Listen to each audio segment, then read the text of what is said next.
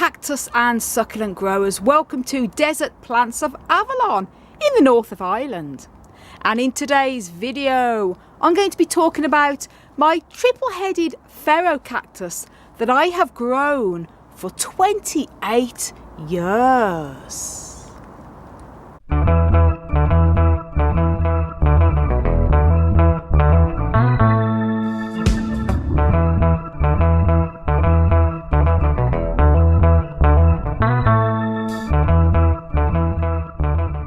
So here we go, guys. This is my triple-headed Ferocactus that I believe is actually Ferocactus Steinesi variety pilosus. When I got it, it didn't have an ID on it, but looking at its spines and how it looks, I'm almost 100% certain that that's the correct ID for this. And this particular cactus is also known as the Mexican fire barrel cactus. As I say, I've had it for 28 years.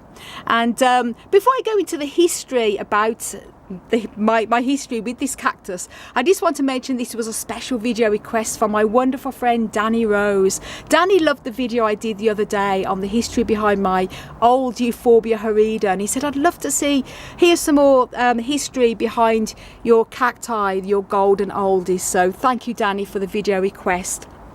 So I've had this cactus for 28 years, and I got it when I was in my early 20s, and I got it from a garden centre when I lived in England called Cactus. And it was one of the Cactus garden centres that was in Solihull, in Monk's Path in Solihull, which is where I used to live. And when I saw this cactus at the time, I thought, wow, this is gorgeous, gorgeous red spines. And this head here, for example, this particular cactus was half the size of this head here. And this is the main original plant here at the bottom, and over time obviously it has grown a lot.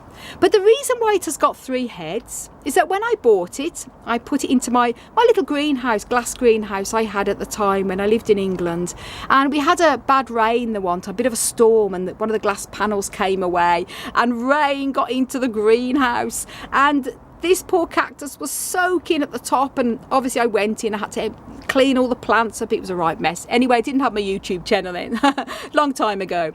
And the cactus, what I noticed a few days later, it developed rot at the top because the water had been sitting in the crown, and I had to cut the top of it off, this is the original plant, so this is what I had to cut the top off here and cover it with sulphur, healed up a treat, and then over the years it has formed these 3 big football-like huge multiple heads, absolutely gorgeous. And it was sort of a bit of a blessing in disguise, because although at the time I was gutted because the top had rotted, it recovered, and because of the rot it side-shooted these 3 big multiple heads, triple heads. So it's an absolutely gorgeous specimen. And it has been with me on numerous house moves, including when I moved from England all the way to Ireland back in 2006. This came along on the ferry with me, with all of my other cacti that I've had here in my collection a very long time. Came on a lovely little ferry trip.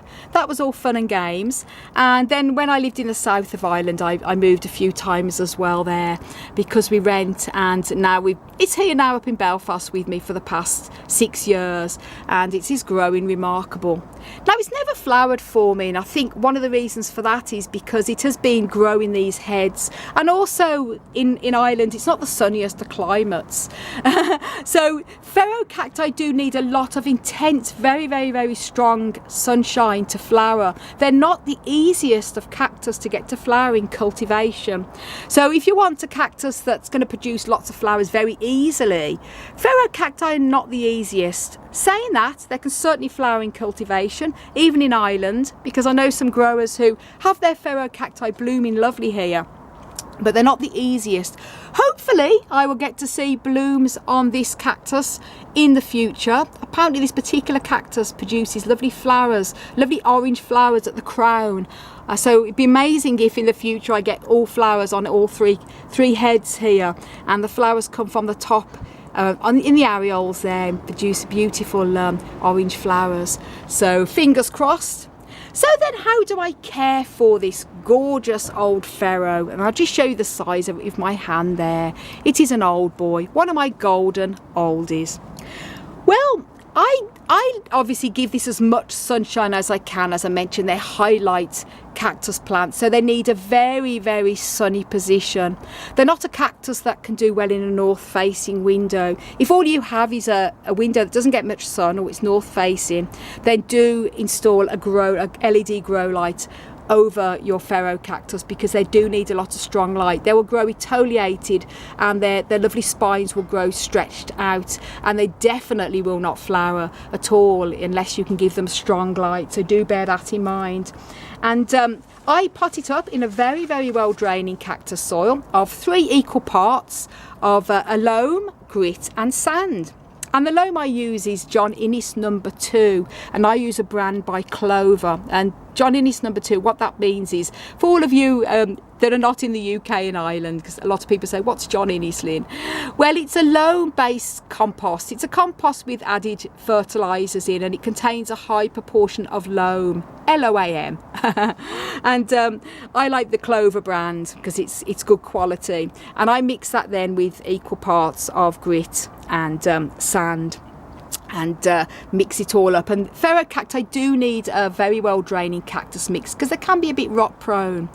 And when I water them, I keep this cactus totally dry, completely, over the whole of the winter. I've not watered this Ferocactus since September, and it's, even though it's bone dry in the pot and it hasn't been watered, it is starting to still come into growth. This here, for example, the little fresh red spines in the middle there, all fresh spines growing. And when the spines come out, the new spines, they sort of feel almost like gel-like, and they're always very bright as well, brighter red than the older spines. As the cactus spines mature, they go more this sort of yellow browny colour, and all the new ones are always this lovely red at the top. Gorgeous cactus. And I would repot it probably every 5 years. I think it's been a good few years before I repotted this, and it may need to be repotted. The pot might look very shallow, but Ferocacti, especially when they grow like a barrel, their root systems are very shallow, so don't pot them up in a deep pot. A wide, shallow sort of pan type of pot bowl is ideal for these type of barrel shaped Ferocacti. And I would use a bit of weak strength tomato feed, such as Tomarite. Every third watering I give them from sort of the middle of April up until the beginning of September. And I use half a strength because they don't need a high strength fertilizer. I use tomato feed and I use it on all of my cacti because I find it helps to encourage blooming. But as I mentioned, this particular Ferocactus has not bloomed for me yet, but still feeding it with the tomato feed I think will hopefully encourage it to bloom. Maybe this year, because this is our first year here with our new polytunnel that is very bright in here and gets tons of sun, even on a dark grey miserable day such as today. It's very bright in here, and the temperature is at 20°, even though it's probably only about 7 or 8 outside. So hopefully I might get blooms this year, and it'd be great if I get it on all 3 heads. It's going to look amazing because the blooms are sort of beautiful orange blooms on this particular cactus. So hopefully I will get blooms in the very near future. And with the propagation with these Ferocacti is by seed, and they can be slow growing from seed, as all cacti can, and you just have to be very, very patient. I'm pretty sure not that I would, but if I was to cut these heads off, I could propagate them from the cuttings from the big pups, but I'm not going to, because I think this is just, look at that, guys, it's just gorgeous as it is. I just love this Ferocactus. And obviously when it comes to pests, I've never ever had spider mite on any of my Ferocacti, and I think that's because they are very thick skinned compared to some cacti. A spider mite like the lovely sort of thin skinned cacti like Raybutia, Lophophoras, Camaceras, and I've never had a problem with Ferocactus. However, saying that, I do know some growers that have had spider mite on their Ferocactus collection, so they're not immune, but I haven't experienced it. Mealybug, however, yes, you'll often find mealybug will hide in the areoles of cactus, even on these thick-skinned Ferocacti, and I just remove them with rubbing alcohol. These are thick-skinned cacti, so even when you have pests like mealybug, might be a nuisance, but they rarely cause any real damage as long as you can get on top of any pests that you see. So that's how I care for this beauty. As I say, it's been in my collection 28 years. It's had a long history with me, been through many house moves, and it is one of my golden, stunning oldies. So do you have any Ferocacti in your collection, guys? And do let me know in the comments down below. I absolutely love Ferocacti because they have the most incredible spines on them. They really are awesome. I mean, look at that one as well. It's another one. Absolutely stunning.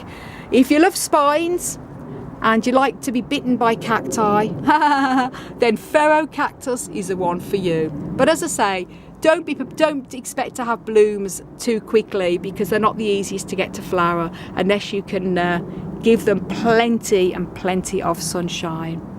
So thank you so much for watching, everybody, and don't forget to subscribe if you haven't done already, and click that notification bell. Do leave a comment in the comments down below. Every comment really helps the algorithm.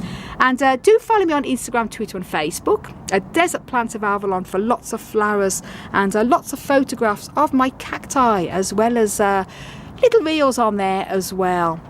And do check my website out for regular blogs and articles on caring for many different types of cacti and succulents. DesertPlantsOfAvalon.com. I want to wish you all a fantastic, fierce and wonderful cactus powered day.